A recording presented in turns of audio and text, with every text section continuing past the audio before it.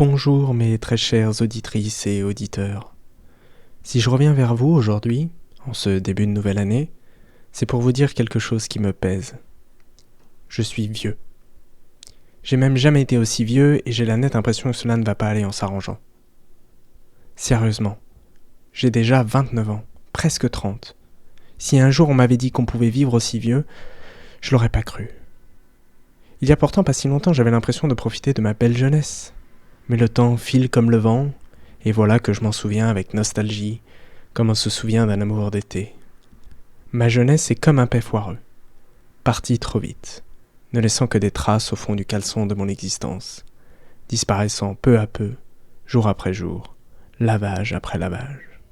Bon, ok, je charrie. Mais quand même, les années passent et je me sens sincèrement vieux. Mais est-ce que j'ai raison de le penser ? Et quand est-ce qu'on est vieux d'abord ? Est-ce que c'est notre âge ? Si on se réfère à l'âge médian planétaire, il est actuellement de 29,7 ans pour les hommes. Donc depuis quelques semaines, je fais officiellement partie de la moitié la plus âgée de la planète. Et je dois bien avouer que c'est assez terrifiant. Mais ça me permettra enfin de rembarrer sèchement tous les connards qui disent « Mais ça va, 30 ans, c'est pas si vieux ?» Eh bah si, c'est vieux, bande de mange-merde.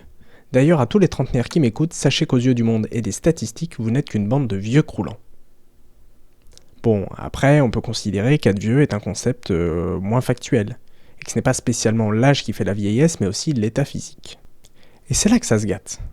Parce que si je dis que je me sens vieux, c'est pas uniquement pour écrire un fantastique podcast. C'est parce que c'est vrai. Je me sens vieux dans mon corps, dans ma chair. C'est vrai quoi, j'ai 29 ans et j'ai déjà de l'arthrite, bordel.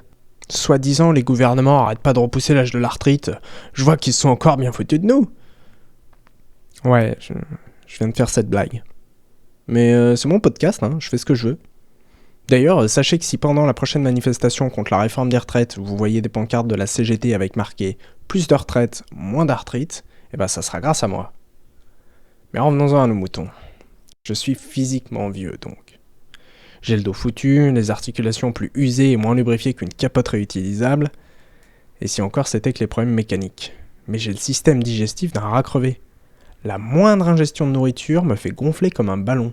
Tout ce qui passe dans mon tube digestif semble moisir instantanément, provoquant d'irrépressibles proutes, tous plus horribles les uns que les autres. Je suis sûr qu'il y a plus de méthane dans mon calbut que dans l'atmosphère de Jupiter. Alors vous me direz, ouais, mais être vieux, c'est avant tout dans la tête, non ? Eh ben si c'est vrai, je crois que c'est malheureusement le dernier clou sur le cercueil de mon argumentaire. Je me comporte, je parle, et j'agis comme un vieux de 70 piges. J'utilise des mots comme « notamment », a priori, et même idoine. Je bouffe de la soupe, même en été. Et je kiffe ça, c'est horrible. J'ai un dictionnaire. Un dictionnaire, putain. Et le pire, c'est que je m'en sers. Non mais sérieux, c'est quoi la prochaine étape ? Un chausse-pied pour mes charentaises ? Et non seulement je pense comme un vieux, mais même comme un vieux con. Bah, Instagram, je comprends pas. Bah, TikTok, c'est de la merde. Comment il marche mon téléphone ? Je vous jure, je suis tout le temps comme ça. C'est insupportable. Si ça continue, dans 20 ans, je deviens Éric Zemmour. C'est peut-être pas pour rien qu'un de ses fils s'appelle Thibaut, d'ailleurs. Je me sens dépassé. Tellement dépassé que je fais des podcasts audio en 2022. J'ai 20 ans de retard. Ou est-ce que j'aurais pas 20 ans d'avance sur ma propre vie, en fait ?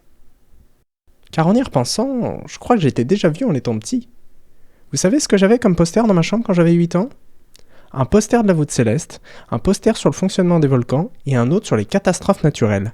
C'est pas un décor de chambre d'enfant ça, c'est les putains de pages Wikipédia. Sans déconner, j'avais littéralement des photos de villes détruites par des séismes au-dessus de mon lit. Je lisais pas Harry Potter ou Charlie et la chocolaterie, mais l'encyclopédie des rois de France et le grand livre des arachnides.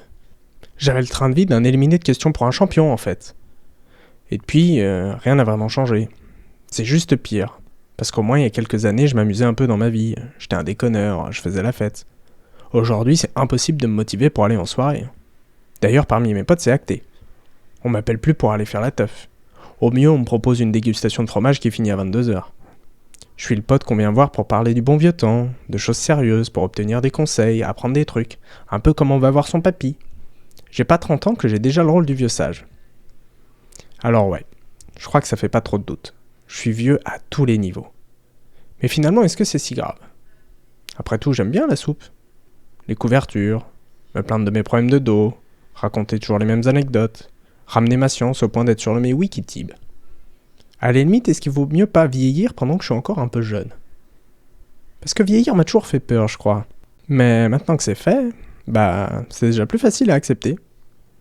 Vaut-il mieux être vieux que de vieillir? Ça n'enchante personne de vieillir. Ni de mourir d'ailleurs. Est-ce qu'on a moins peur de la mort quand on est vieux? Je sais pas. Je crois que malheureusement, pour ce podcast, comme pour ma vie, il n'y aura pas de conclusion satisfaisante. Voilà, c'est tout pour ce premier épisode de Tib est un FDP. FDP pour faiseur de podcast, bien évidemment, ou pour fabricant de proutes, c'est vous qui voyez. J'espère que ça vous aura plu. Si ça vous a pas plu, je compte sur vous pour me pousser au suicide dans les commentaires. Et je vous dis à bientôt. Allez, ciao.